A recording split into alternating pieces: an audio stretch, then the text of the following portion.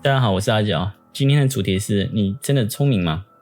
一般而言，聪明跟天才还是有相当大的不同。天才，如果我们查词典，它往往指的是有天赋的才能，有卓绝的创造力、想象力、灵感、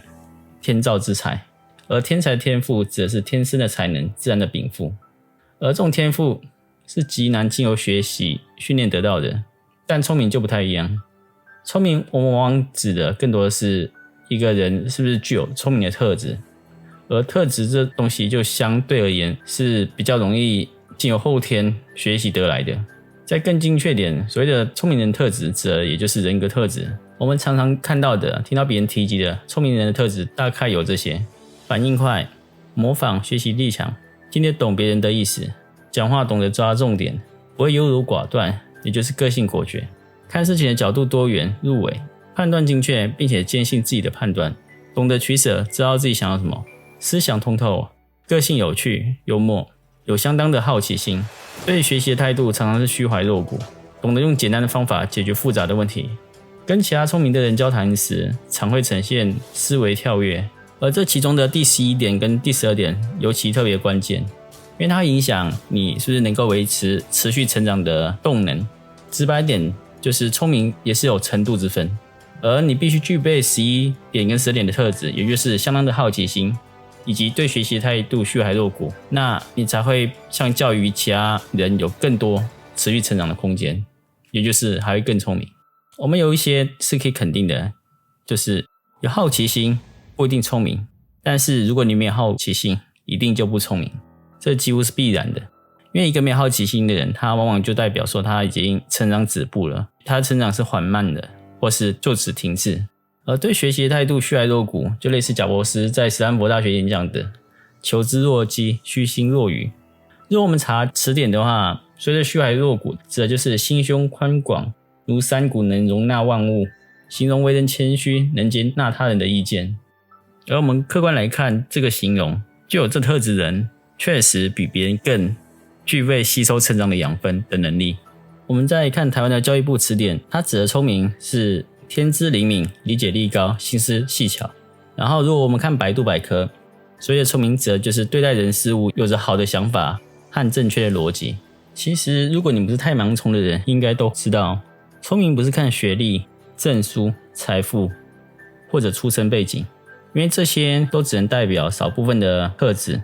比如你能进名校，可能只是证明了你不是智力有缺陷的人，但并不代表你就是聪明的人。举个例子，虽然名校出来的人，我们普遍会觉得他们看起来很聪明，但实际上即便是同一间学校出来的人，我们也很容易感受到聪明程度的差距。而这一点即便在非名校或后段学校，我们也能感受得出来。只不过平均而言，名校聪明的人比例会再更高一些，而中后段的学校聪明人的比例可能会略低一些。但并不代表名校的人都是聪明的人，而事实上即便在名校，真正聪明的人也是相当有限的，只是人们很常会被所谓的晕轮效应所影响，这也是盲从可怕的地方。台湾近20-30年来很流行爱的教育、正向语言教育，比如你的成绩好一点，班排名前3名或是校排名前10名之类，那你的爸妈、亲友或同学可能就会常会夸赞你，然后你又进了明星高中、知名大学，于是你还会继续接受更多正面的话语，比如说哇你好聪明哦，天哪你能进某某名校一定智商很高，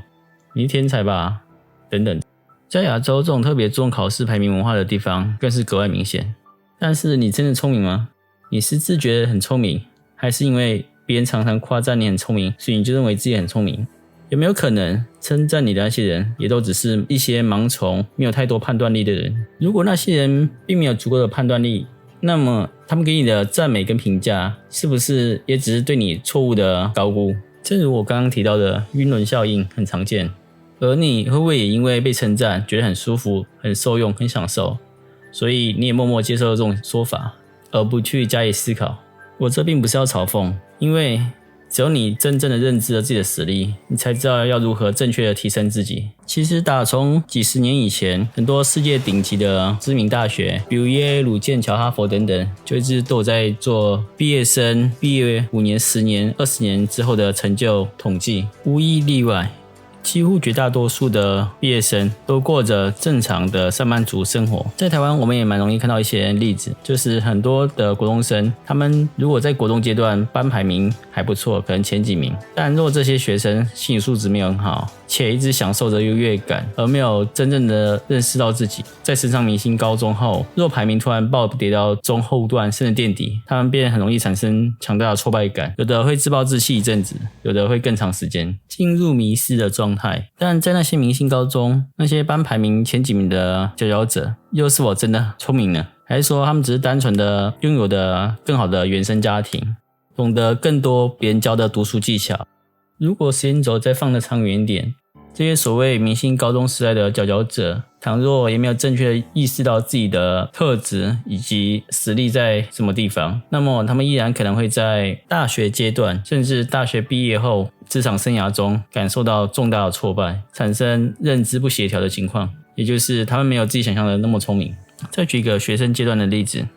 我们在上数学课时，老师往往会教各种数学公式，有些学生看起来很聪明，老师一教他马上就懂了，并且知道怎么运用。有些人反应比较迟缓，迟迟无法理解老师在教什么。但是还有第三种人，他们并不懂老师在教什么，因为他们看到了很多老师教的公式中的逻辑矛盾，而这类的人往往是更聪明的人。因为我们人类所学的数学公式本来就只是一个暂时的权宜之计，并不代表宇宙真理，单纯只是我们人类目前只能解读到这程度。所以如果突然出现什么完全颠覆我们过往所学的新的见解或公式，也很合情合理，只是这第三种人就外观来看，很容易让人们以为他是真的不懂，看起来像个笨蛋。所以是不是聪明人并不总是如我们所想象的那么容易分辨，有时候平凡人被当成聪明人，然后真正的聪明人被当成笨蛋，这才是真实的社会常态。不过庆幸的是，相较于天才，要达到聪明的境界并不是那么的难，聪明是可以被培养、训练、学习的。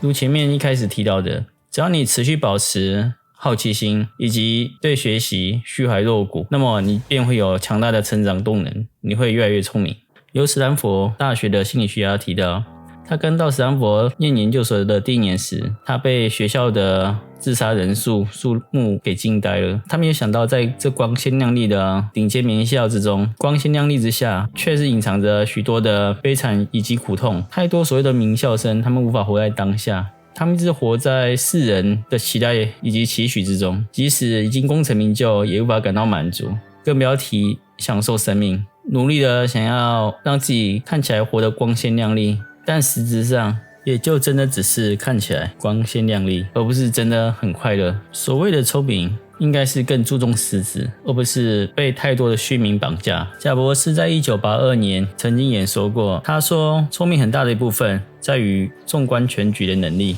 就像你能够从高楼俯瞰一座城市的全貌，而其他人只能看着那些呆呆的小地图不断的迷失。这就是聪明人与一般人的差距。最后下个总结，聪明人应该是情商、智商兼具，知道自己的目前程度，才能正视问题，然后真正的对自己进行提升，而不是沉溺于虚幻的自我满足。虚幻的自我满足、自欺，很容易让你在心态上决定你一生都是一个平凡或者平庸的人。只有认知自己现阶段的实力以及特质，才能具体的知道该如何提升自己，该如何端正心态，去虚心学习。同时也要认知到要对什么样的人事物拒绝盲从。自信及骄傲还有虚心学习是可以同时并存的。以上，我是阿角，谢谢大家，欢迎按赞、订阅、留言、分享、开启小铃铛，欢迎跟我互动，尤其是多留言。我也喜欢从各位的问题反馈中，自己思考不同面向，得到更多的成长跟体悟。